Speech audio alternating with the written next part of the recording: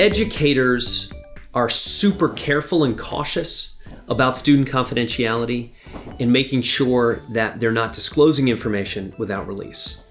Educators are mindful that when a student might be applying to a school, they can't release records to that school via IEP placement.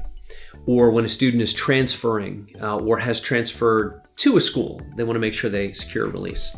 So often that transfers right into considerations of 504 doctor's notes, medical leave and attendance, and we need a doctor's note, or we receive a doctor's note and then we have questions about what the doctor has seen and why, what the scope of treatment might be, maybe even it's just handwriting.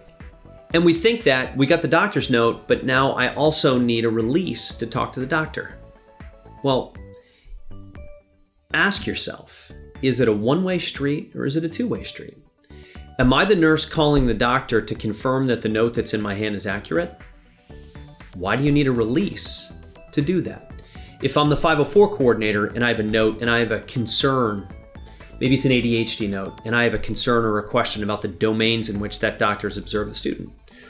Or I've got a question about whether or not the date on the note is accurate. Or I've got a question about whether or not all the dates noted on a doctor's note going to a medical leave are accurate.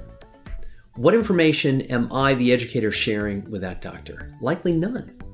I'm asking questions. It's a one-way street. I'm asking doctor to share information with me. She, the doctor, she's the one that ought to have a concern about securing the release, not me. Now, if it becomes a two-way street and that physician says, well, how's the student functioning in class? And what are the grades? And what functional impact have you seen? And is there ongoing management of a medical issue by the nurse or someone else in the school setting? If we're answering those questions, then I think we do need a release. But if it's a one-way street, we don't need a release.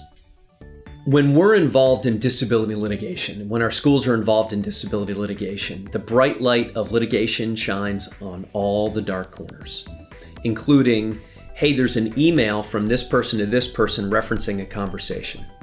Was there a release?